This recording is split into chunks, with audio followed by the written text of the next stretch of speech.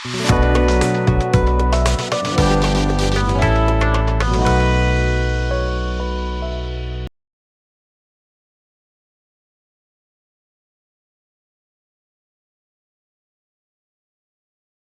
जो यूनिवर्स का कॉन्सेप्ट है, ये जैसे कि पीछे भी हमने डिस्कस किया है, ये जो चाइनीज फिलॉसफी है वो ये कहती है कि कायनात का पूरा एक सिस्टम है, पूरा उसका निज़ाम है, उसके पूरे एक सारा जो निज़ाम चल रहा है वो उसके पीछे जो भी थीरीज कार फरमा है, वो पूरी थीरीज जो हैं वो एप्लीकेबल हैं टू मैन। आदमी के ऊपर भी वो पूरी थीरीज एप्लीकेबल है। जैसे एक यूनिवर्स की जो थीरीज है मैन पे एप्लीकेबल है, और ना सिर्फ वो मैन पे एप्लीकेबल हैं, बल्कि जो यूनिवर्स की टोटलिटी है, इंसान भी उसी का एक हिस्सा है, इसलिए वो तमाम थीरीज उस पे एप्लीकेबल है। तो इसमें ये दो तीन पॉइंट बड़े अहम हैं, इनको मैं रिपीट करता हूँ। एक तो वो कहते हैं कि universe is the macrocosmic and man is microcosmic. दूसरा वो ये कहते हैं कि all the concept of yin yang five element and theory of chi applied on man, यानी वही जो कायनात पे जो रूल्स और थीरीज एप्लीकेबल हैं, वही रूल्स और थीरीज जो एप्लीकेबल है इंसान पे भी वैसे ही एप्लीकेबल। उसके बाद man fits into totality of universe and become part of it. तो ये टोटलिटी में फिट होता है और उसी का एक हिस्सा है। नेक्स्ट, यूनिवर्स एनालॉजी जो है वो ये कहते हैं कि इंसान जो है ये यानी हेवंस और अर्थ का एक बच्चा है, या उसका आप समझ लें कि हेवन और अर्थ के मिलाप या इनके जो अमेजिश है उससे ये इंसान बना है। तो वैसे भी वो डिवाइड करते हैं कि अपर पार्ट ऑफ मैन जिसमें ब्रेन है, हार्ट है, ये सारा अपर जो रीजन है वो बिलोंग करता है हेवन से, और लोअर रीजन जिसमें एब्डोमेन है और आपके रिप्रोडक्टिव ऑर्गन्स हैं, ये सारा निचला हिस्सा अर्थ से पर्टेन करता है।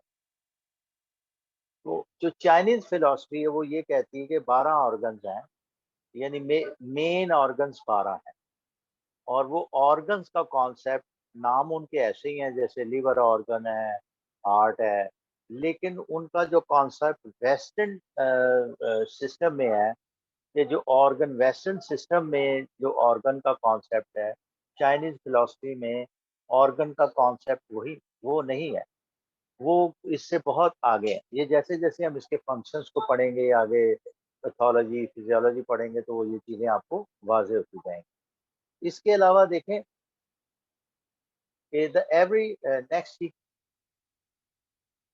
the every organ have its function but also have close coordination with each other to preserve the unity of organism। वो ये कहते हैं कि जितने भी ये ऑर्गन्स हैं आपस में भी एक दूसरे के साथ एक क्लोज रिलेशनशिप के साथ लिंक है, कोऑर्डिनेट करते हैं। कोई भी ऑर्गन एक दूसरे के साथ कोऑर्डिनेशन के बगैर नहीं है। उसके बाद है जो organs are the classified into yin yang and five element, यानी बुनियादी तौर पे जो ऑर्गन्स हैं उनको यिन yang और फाइव एलिमेंट में डिवाइड किया गया। तो वो बेसिक फाइव एलिमेंट्स हैं, wood, fire, earth, metal, water. तो जो 12 ऑर्गन्स हैं हमारे, जिसमें हार्ट, लिवर, लंग्स वगैरह ये सारे ऑर्गन्स हैं, उनकी डिटेल आगे बताएंगे आपको। तो ये भी या यिन ऑर्गन होगा या यांग होगा, एक तो इसमें या येन होगा या yang होगा। और दूसरी बात ये है कि ये किसी ना किसी फाइव एलिमेंट में किसी किसी एलिमेंट का हिस्सा होगा। जैसे हार्ट है, ये यिन ऑर्गन है और ये है हिस्सा फायर एलिमेंट का। इसी तरह जो लिवर है वो है एक हिस्सा उसका वुड एलिमेंट का, और ये यिन है। हमने ये जो नेक्स्ट स्लाइड आपके सामने आ रही है, एक स्टेट एनालॉजी, अगर हम एक समझें कि हुकूमत का निज़ाम है, ये समझाने के लिए है। तो इसमें दिल जो है एक सुप्रीम कमांडर है या सुप्रीम कंट्रोलर है या एम्परर है ये। और इसके साथ ये स्मॉल इंटेस्टाइन जो दूसरा ऑर्गन है, इसका कपल ऑर्गन है हार्ट का, ये सेपरेटर है, प्योर इम्प्योर को सेपरेट करता है। इसी तरह जो पेरिकार्डियम है, ये प्रोटेक्टर ऑफ एम्परर है। यानी पेरिकार्डियम आपको पता है, दिल के ऊपर जो गलाफ है, झिल्ली है, उसी को पेरिकार्डियम कहते हैं। और इसे हम ये बकायदा एक ऑर्गन के तौर पे चाइनीज फिलॉसफी में लिया जाता है। और ये प्रोटेक्टर के तौर पे इसे यानी प्रोटेक्टर ऑफ एम्परर है। ठीक है। तो इसके अलावा जो सेंजो है, ये कंट्रोलर ऑफ द टेम्परेचर है। इसके बाद है आपका लिवर है, ये जजमेंट एंड प्लानिंग का डिपार्टमेंट इसके पास है। लंग्स जो हैं, ये ची रिसीव करता है हेवन से। और इसी तरह लार्ज इंटेस्टाइन ड्रेनेज का काम करता है। ये सारे ऑर्गन्स को अलग अलग एक अगर स्टेट की शक्ल में बताया जाए, तो इसको हमने डिफाइन कर दिया है कि स्टमक का काम रोटन एंड राइटिंग है, स्प्लीन का काम है ट्रांसपोर्टिंग है। यानी अब इस हवाले से चाइनीज फिलॉसफी के मुताबिक ऑर्गन्स को हम डील करेंगे। और अगर उनमें कोई किसी किस्म की चेंजेस या चीज़ें आती हैं, तो ये इन्हीं चीज़ों में से कोई ना कोई गड़बड़ होगी। ठीक है। तो नेक्स्ट चीज,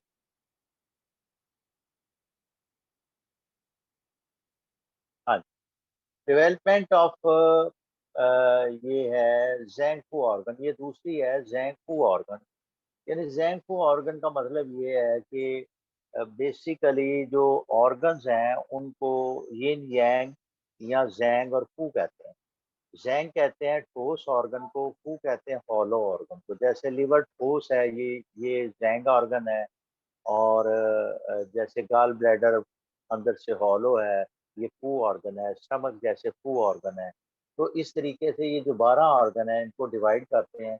ये थीरी ज़ैंग फू थीरी कहलाती है। और इनका बुनियादी तौर पे इनको अगर आप कह लें कि ये सॉलिड, और एक का फंक्शन जो ज़ैंग ऑर्गन है उनका फंक्शन स्टोरिंग है। यानी जो सॉलिड ऑर्गन है वो स्टोरिंग करते हैं। और ये एक समझे कि ये कैरेक्टर रखते हैं और स्टोर करते हैं। ये बड़ी अहम बात है। नेक्स्ट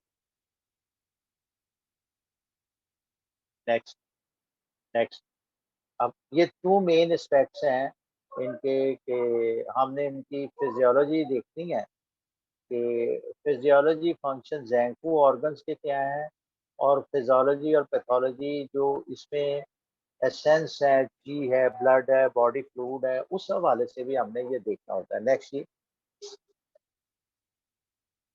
अब ये जैंकू जो फंक्शंस हैं, ये इनको थोड़ा सा और बता दें कि ये जो जिन ऑर्गन है जिन्हें जैंग ऑर्गन कहते हैं, ये स्टोर करते हैं और ड्रेन नहीं करते। ठीक है जी। और and functions are directed towards sustain homeostasis. दूसरा ये है कि जो यांग ऑर्गन है, ये ड्रेन एंड नॉट स्टोर। ये ड्रेन करते हैं, स्टोर नहीं करते। इनका मेन फंक्शन ड्रेन करना है, स्टोर नहीं करना। And referring to their role in the transformation of the food and disposal of waste. ये इनका मेन फंक्शन। अब यांग ऑर्गन जो है, ये फूड रिसीव करते हैं, उसको प्रोडक्ट को फूड को पास करते हैं इट्स अलोंग। यानी ये फूड रिसीव करते हैं, जैसे हम हमारा खाना मैदे में जाता है, ये फूड ऑर्गन है, तो वो कैसे जाके आगे इसको इस्तेमाल करें। नेक्स्ट। अब और जी नेक्स्ट कीजिए। ये जैंग और फू ऑर्गन की लिस्ट भी एक अलग से बना दी है। जो पहले हैं वो जैंग ऑर्गन है, यानी ये ऑर्गन है। इसमें हार्ट है, लंग है, स्प्लीन है, लिवर है, किडनी है और पेरिकार्डियम। इसी तरीके से आगे फू ऑर्गन है, small intestine, large intestine, stomach, gall bladder, bladder और सेंजियो है। ये एक ऑर्गन है इनका। तीसरा ये है कि कुछ एक्स्ट्रा ऑर्डिनरी ऑर्गन्स भी हैं। ये 6 हैं। ये एक्स्ट्रा ऑर्डिनरी ऑर्गन्स हैं, ये हायर एडवांस लेवल में हमें पढ़ते हैं, और ये भी 6 हैं। और इनमें ब्रेन है, ये सारे ही फू कहलाते हैं। ब्रेन है, मैरो है, बोन्स हैं, वेजल है, गॉल ब्लैडर है। गॉल ब्लैडर एक उस जगह है, एक इस जगह है, और यूट्रस है। इनका अपना एक रोल है। तो ये टोटल समझें कि ये ऑर्गन्स हैं। 12 ऑर्गन्स हम प्राइमरी लेवल में पढ़ते हैं डिटेल से, और जो ये एक्स्ट्रा ऑर्डिनरी ऑर्गन्स हैं इनको थोड़ा सा एडवांस लेवल में पढ़ते हैं। नेक्स्ट। और internal organ and physiology and pathology. तो ये इंटरनल ऑर्गन की फिजियोलॉजी और पैथोलॉजी जो है, इसमें है जी physiology and pathology point of view, the yin organs are the more important। यानी अगर चाइनीज फिलॉसफी में हम ऑर्गन्स के ऊपर बात करते हैं, उनकी फिजियोलॉजी अगर आप आवाज से पैथोलॉजी, करोगे जो तो ये मीटिंग समझ में आएगी मुझे। फिजियोलॉजी पैथोलॉजी अब जो है, इनकी जो सबसे इम्पोर्टेंट ऑर्गन्स है वो yin ऑर्गन है, यानी heart, lung, spleen, liver, kidney, pericardium. इनके ऊपर एम्फेसाइज ज्यादा किया जाता है। इसके बाद ये यांग ऑर्गन से ज़्यादा इम्पोर्टेंट है। दूसरा ये है कि जब हम ट्रीटमेंट करते हैं, लेकिन जब ट्रीटमेंट करते हैं तो ट्रीटमेंट पॉइंट ऑफ व्यू के हवाले से दोनों ही, यानी जांग ऑर्गन भी और फू ऑर्गन भी, दोनों ही इम्पोर्टेंट है। उनके चैनल्स बड़े इम्पोर्टेंट है। लेकिन अगर फिजियोलॉजी और पैथोलॉजी के हवाले से देखते हैं तो इन ऑर्गन की इम्पोर्टेंस ज़्यादा है, हालांकि दूसरों की, लेकिन इनकी इम्पोर्टेंस ज़्यादा है। दूसरा ये है कि in Chinese medicine, each organ is a complex energetic system encompassing its anatomical entity and its mental, emotional and spiritual aspect। यानी जो वेस्टर्न में ऑर्गन का कॉन्सेप्ट है वो बिल्कुल एक मैश है, एक ठोस है, मटेरियल है। लेकिन इनमें जो ऑर्गन्स हैं उनकी ना सिर्फ एनाटॉमिकल एक स्ट्रक्चर है, बल्कि उसमें उसके मेंटल, इमोशनल और स्पिरिचुअल एस्पेक्ट भी उन ऑर्गन से लिंक होते हैं। जैसे हम एक मिसाल है, जैसे हम कहते हैं कि गुस्सा है। गुस्सा बुनियादी तौर पे तो ज़ाहिर है एक ब्रेन का मसला है कि बंदे को गुस्सा आता है, ज़हनी बात है। लेकिन ये ज़हन थ्रू लिवर, जो चाइनीज फिलॉसफी है वो कहते हैं कि गुस्सा थ्रू लीवर जाके कंट्रोल होगा। और इसी तरह जो है हमारा फियर, वो फियर ऑलवेज किडनी से होता हुआ आपके ब्रेन को अफेक्ट करता है। जैसे आप देखें ना कि बच्चा को बहुत ज़्यादा डर जाए तो उसका यानी यूरिन पास हो जाता है, तो यूरिन का लिंक आपको पता है किडनी से है। तो ये फियर का जो कॉन्सेप्ट है चाइनीज फिलॉसफी में, वो डायरेक्ट ब्रेन को नहीं करते, वो थ्रू किडनी ब्रेन को टच करते हैं। ये इनका एक बेसिक फर्क है जो आपको समझना चाहिए। ये हमने बड़ी तफसील से डिस्कस किया था। आगे जी नेक्स्ट। अब ये एक जेंग उनका एक टर्मिनोलॉजी है। वो ये कहते हैं कि डिजीज जो है ना, the disorder of organ is called zang which means syndrome embolism. वो कहते हैं कि जो डिजीज है ना, एक सिंड्रोम है। सिंड्रोम यानी आप समझ लें कि बहुत सारी अलामात जो है कि वो ग्रुप ऑफ सिम्टम्स इकट्ठे हो जाते हैं। तो उस हवाले से ये एक डिसऑर्डर को वो जेंग यानी जेंग कहते हैं। और इसको अगर हम वेस्टर्न में कह सकें तो एक सिंड्रोम की शक्ल में, यानी केस को एज होलिस्टिक अप्रोच के तौर पे उसकी एक पूरी पिक्चर को लिया जाता है। ठीक है जी। अब the main physiology function of the zang organ, इसमें मैंने ये तमाम जो जैंग और वो ऑर्गन है उनके जो फंक्शंस हैं जो वो मैंने हर एक के अलग अलग हमने लिख दी हैं। ठीक है जी। ये नेक्स्ट, ये तो जैंग और फू के फंक्शंस हैं जो मैंने आपको ऑलरेडी पहले भी मोटा सा बता दिया कि जैंग ऑर्गन जो हैं वो मतलब स्टोर करते हैं और फू ऑर्गन आगे पास ऑन करते हैं। तो अब ये जो है जैंग और फू organ relationship with vital function of the body, ये हमने देखा है कि इनको जो मेटल है यानी अ, उनके हवाले से भी रिलेशनशिप बना दिया है कि मेटल में लंग आता है और लार्ज इंटेस्टाइन आता है। इनका काम क्या है? लंग का काम है रेस्पिरेशन है और लार्ज इंटेस्टाइन का काम है एक्सक्रीशन ऑफ वेस्ट। इसी तरीके से ये तमाम एलिमेंट्स का नेक्स्ट तमाम एलिमेंट्स का हमने एलिमेंट के हवाले से ऑर्गन को डिफाइन किया। नेक्स्ट ऑर्गन को डिफाइन किया और ऑर्गन का फंक्शन ये पॉइंट्स में लिखती है ताकि आपको मुकम्मल तौर पे ये एक टिप्स मिल जाएं। और ये हमारे बेसिकली ये तो पीपीटी है लेकिन इसको हमने इस तरीके से बनाया है कि ये अगर नया स्टूडेंट इसको लेता है तो उसके ना सिर्फ एक नोट्स का ये काम करेंगे बल्कि बड़ी कम्प्रिहेंसिव उन्हें नोट्स के तौर पे भी इस्तेमाल करेंगे। और ये बनाया तो पीपीटी था कि लेक्चर्स के साथ ये यानी स्लाइडें दिखाई जाएं और एक्सप्लेन की जाएं। लेकिन उसके बावजूद थोड़ी सी ये भी कोशिश की है कि इसमें कम्प्रिहेंसिव इंफॉर्मेशन हम फीड कर दें कि जो शायद एक बुक में एक किसी आसानी से अवेलेबल ना हो। तो हमने इनको भी ये कोशिश की थी कि कर दिया जाए। उम्मीद है आप लोग अगर इसमें आगे काम करेंगे तो आपको ये बड़ी बेनिफिशियल होंगी और टिप्स पे आपको चीज़ों की इन्फॉर्मेशन मिलेगी। नेक्स्ट, अब ये चौथा इसका टॉपिक है internal organs and the different relationships. और जी इसमें है इंटरनल ऑर्गन्स जो हैं और ये वाइटल सब्सटेंस हैं इनके हमारा उनकी एक रिलेशनशिप बताई है। जैसे function to ensure the production, maintenance, replenish और ट्रांसफॉर्मेशन और movement of the vital substance है। और जैसे हार्ट का काम है ब्लड को गवर्न करना और लीवर का काम है ब्लड को स्टोर करना। और इसी तरह लंग्स गवर्न ची and influence the body fluid. इसके साथ है द स्प्लीन गवर्न फूड ची, hold blood and the influence body fluid. The kidney store essence and influence the body fluid. अब इन चीज़ों को हमने आगे तफसील से साथ साथ हम डिस्कस करते रहे हैं और साथ साथ ये भी बताते रहे हैं कि जैसे ये एक नेक्स्ट क्लिनिकल नोट में एक छोटी सी बात हमने लिखी है। The liver store and heart was the blood tonify liver and heart to nourish the blood.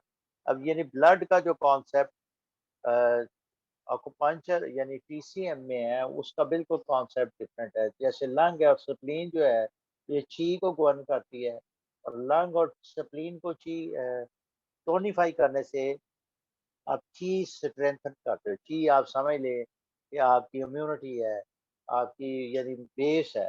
और इसी तरह किडनी जो गवर्न करता है एसेंस को।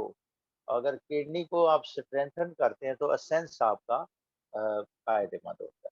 Next, internal organ and their relationship with the tissue, sense organ and emotions. हमने ये भी आगे बयान कर दिया है कि ये जो ऑर्गन्स हैं इनके डिफरेंट रिलेशनशिप्स हैं हमारे ऑर्गन्स के टिश्यू के साथ। और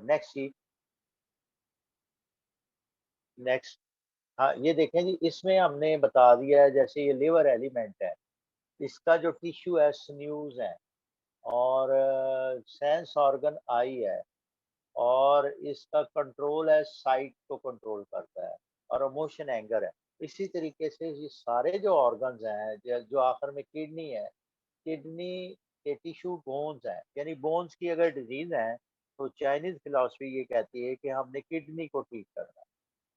बोन्स यानी किडनी में डेफिशिएंसी की वजह से बोन्स की प्रॉब्लम्स आती। तो इसमें ईयर है यानी आपके सुनने की जैसे जैसे इंसान की उम्र बढ़ती है तो कुव्वत इस्तेमाल कम हो जाती है। तो बेसिकली उसका जो किडनी है वो किडनी फंक्शन वीक होने शुरू हो जाते हैं, सेंस वो वीक होना शुरू हो जाता है उस उससे। तीसरा इसमें हमने ये बताया था हीयरिंग, हीयरिंग इम्पेयर हो जाती है और इसी तरह फियर। ठीक है जी next. Internal organ and spiritual aspect, ये भी हमने एक छोटा सा बयान कर दिया है कि इंटरनल जो ऑर्गन है इनके स्पिरिचुअल एस्पेक्ट है। ये सारी चीज़ें टच कर दी हैं हमने ताकि आपका एक कॉन्सेप्ट बन जाए। तो लेकिन इनको ज़ाहिर है हम इंटरमीडिएट और एडवांस कोर्सेज़ में इनको तफ़सील से डिस्कस करें। लेकिन यहाँ बता दिया है कि जैसे एक ये आपने देखा होंगे कार्टून्स में भी ये 5 कैरेक्टर उन्होंने बनाए हुए हैं। ये बेसिकली कैरेक्टर आपके डिफरेंट चीज़ों को ज़ाहिर करते हैं। इसकी तफ़सील इसमें दर्ज है, पढ़ेंगे तो आपके लिए दिलचस्प है। नेक्स्ट जी। अब ये internal organ and external manifestation, यानी जो इंटरनल ऑर्गन है उनकी एक्सटर्नल मैनिफेस्टेशन यानी बाहर से हमें कैसे पता चलता है। आपने देखा होगा कि अब भी डॉक्टर्स जो पुराने डॉक्टर्स हैं या हकीम आपके नाखूनों को ज़रूर देखते हैं। नाखून जो आपके हैं वो आपके अंदरूनी कैफ़ियत को बयान करते हैं। और लेकिन जो सबसे ज़्यादा चाइनीज़ फ़िलॉसफ़ी के मुताबिक जो नाखून आपके वो अटैच हैं आपके लिवर के साथ। यानी आपका लिवर जो है वो नाखूनों के मुतल्लिक़ नाखून आपके इंटरनल ऑर्गन लिवर की स्टोरी बयान करते हैं। आम तौर पे नाखूनों के ऊपर जो रिजिड सी होती हैं अगर वो हों तो आप समझें कि आपका इंटेस्टाइनल सिस्टम और नाखूनों में जो खराबी है वो लिवर की ज़्यादा इंडिकेशन की तरफ हमें जाती है। अगरचे कि वो ओवरऑल भी करती है। इसी तरह इसका जो क्लाइमेट है, विंड है, यानी विंड से अफ़ेक्ट होता है और इसका जो फ्लूइड है वो टीयर है। जो इसी तरह जो दिल है, हार्ट इससे आगे समझेंगे, हार्ट जो एलिमेंट है यानी इसमें है कि इसकी कम्प्लेक्शन, हार्ट पेशेंट की आप देखेंगे कि कम्प्लेक्शन आपको बताएगी कि अंदर का मामला क्या है। और इसका जो क्लाइमेट है हीट, गर्मी से ये तकलीफ़ें बढ़ेंगी, हीट से ये प्रॉब्लम ज़्यादा होगी। और स्वेटिंग आपने देखा होगा कि जिसको भी अल्लाह ना करे, कभी हार्ट प्रॉब्लम होती है, दिल का अटैक होता है, तो उसमें स्वेटिंग बहुत ज़्यादा होती है। तो ये इस तरीके से ये जितने भी हमारे इंटरनल ऑर्गन्स हैं, इनका एक्सटर्नल मैनिफेस्टेशन जिस्म के साथ और क्लाइमेट के साथ और फ्लूइड के साथ हमने अटैच किया है। जैसे ये स्प्लीन है उसका सलाइवे के साथ है, ठीक है? और लंग का नेज़ल म्यूकस के साथ है। ये चीज़ें अगर गौर करें तो हमें नेचर में ये मिलती हैं। नेक्स्ट ये इंटरनल ऑर्गन और कलर जो है साउंड, ऑर्डर एंड टेस्ट, यानी ये बहुत सारी हमने मुख्तलिफ बुक से मुख्तलिफ चीज़ें उठा के एक चार्ट की शक्ल में एक जगह रख दी हैं ताकि कोई भी बंदा रेडिली इस इंफॉर्मेशन को देखना चाहे तो उसे अवेलेबल हो और वो एक बड़े अच्छे तरीके से इनको मेमोराइज कर सकता है, देख सकता है।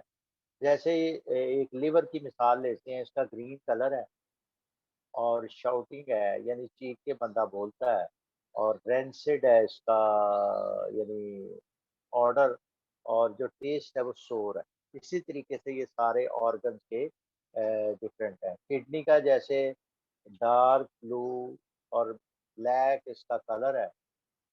नॉर्मली अगर आपके कानों के ऊपर ब्लैक कलर या ब्लैक डॉट्स अगर आप देखें तो इसका मतलब ये डेफिनेट होगा कि आपके लिवर के कहीं न कहीं पे डैमेज हो रहा है, क्योंकि इसका एक्सटर्नल मैनिफेस्टेशन कानों के ऊपर भी है और इसका यानी जो सेंस ऑर्गन है किडनी का वो कान है। इसी तरीके से सर के बाल अगर बहुत ज़्यादा गिर रहे हैं तो सर के बाल गिरने का मतलब ये है कि किडनी जो है इसकी जो उनका एक्सटर्नल मैनिफेस्टेशन हेड हेयर है। तो हेड हेयर अगर आपके डिस्टर्ब है तो किडनी की तरफ इस तरीके से यानी ये एक मैं आपको थोड़ा-सा बता रहा था कि चाइनीज़ फिलॉसफी के मुताबिक ये जी चौथा चैप्टर हो गया जी। अब हम